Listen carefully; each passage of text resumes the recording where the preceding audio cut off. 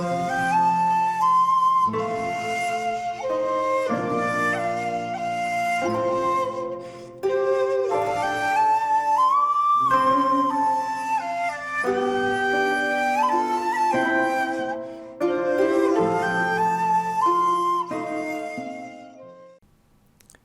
there, this is Solitary from Solitary Films, and welcome to another episode of FILMSTOCK.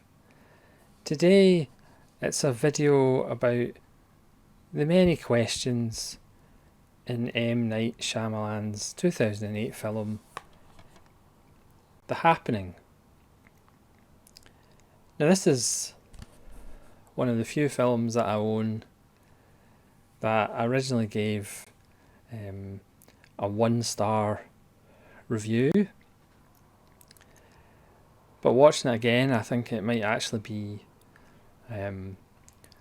a masterpiece. I think, along with films like Last Year in Marion Bad and 2001 and the works of Tarkovsky and Bergman and several others, I think this is a film that is going to be studied, dissertations written about for decades to come. Maybe at some point they'll fire this film into space in the off chance that extraterrestrials would see what art form human beings were making in 2008. It's either the greatest comedy ever written, or Shyamalan was trolling everybody. It's a film about Mark Wahlberg battling wind. It's a film about unexplained happening that is making people kill themselves, and it may be plants and trees causing it. It's a film about the earth fighting back. I mean, we're in the era of a virus and climate change, the world dying off, and The Happening actually shows the world fighting back as people stop what they're doing, walk backwards a few paces, and then kill themselves. Some of the deaths are really eerie and really well done. You know, gardeners hanging from trees, builders just walking off the roof of a construction site. Some of it's well done. I did a count, and the script pretty much has characters asking 128 questions. The film is only about 86 minutes long if you take off the titles. So it's 128 questions in 86 minutes. Mark Wahlberg's dialogue, about 80% of it is him just looking bemused and asking questions. And they're all how, why, where, when, how, where, what, why, when, what, where, why, how, what. You could actually cut together a version of the film of Mark Wahlberg just looking confused and asking how, what, where, when, who, what, how, what, where, how. It has the most bizarre performances you're ever likely to see. Again, this is Shyamalan, who has pretty good box office record, pretty much just been given a free run to do anything he likes.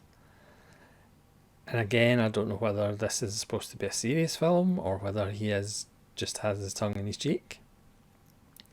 But the extras, the cast all talk about, I think Mark Wahlberg has perhaps changed his mind on the film 13 years later. But obviously the extras, as actors, are paid to do, talk about how great the film that they're in is, how the script is amazing. The script is amazing, but perhaps not for the reason that the cast think. Zooey Deschanel, who I like a lot, acts as though she is literally an alien. I don't know whether this was actually funded by an alien invasion force and they replaced the famous actors with alien replicants of those actors. People talk about, the delivery of dialogue in David Mamet films or Hal Hartley films, and there's a certain rhythm and a certain stiltedness at times, but the happening is beyond that. It's to the nth degree. The tonal shifts in dialogue and people's actions before they get affected by the happening are strange enough. When they're quote unquote normal, their actions are bizarre. The character of Mrs. Jones, which Mark Wahlberg and Zoe Deschanel meet, is quite unbelievable. There's a character who goes on about the benefit of hot dogs. There's lots of strange stuff going on before the strange stuff goes on. There's that thing with Herzog that he hypnotised his cast. There may have been an element of that in Shyamalan's film. Shyamalan might have actually hypnotised the cast, the producers, the executives in the studio. It's an incredible film. It is a film that you won't forget for one reason or another. It does fly by because you're pretty much either laughing or as bemused as Mark Wahlberg is. There's bizarre moments of sudden and brutal violence. I'm not a huge fan of Shyamalan. This is the only Shyamalan film I have, just because it is so special. Like I say, men and women with beards will be talking about this film in 100 years' time and probably asking the same how, why, where, when and who questions that Wahlberg spends most of the film asking himself. Again, 128 questions are asked in this film, give or take a few. Again, I haven't done a count on some of my other favourite films as far as how many questions characters ask. Obviously, something like Robert Redford's quiz show, I would guess there's quite a lot of questions in them because it's about a quiz. But as far as just normal dialogue, this film has no normal dialogue. Again, you could see once people are infected by the happening, their dialogue being odd or them acting strangely. But the characters in this film act strangely and their dialogue is odd and their delivery is odd before the happening actually happens. So there's no kind of difference apart from the people start killing themselves. It's an extraordinary piece of work. Again, one day it may be shown in museums and art galleries. And again, it is going to be written about and theorised exactly what the hell was going on. So that's the happening. I mean, hopefully one day there'll be a special edition with retrospective documentaries, commentaries by Alex Cox and Kim Newman and perhaps the Dalai Lama himself, to try and understand exactly what was going on.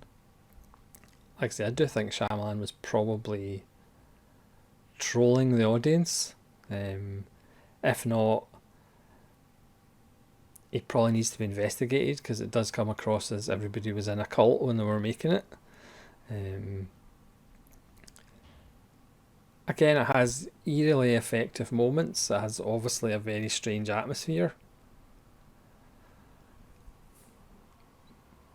But it's one of the strangest, oddest mainstream studio films you're ever likely to see.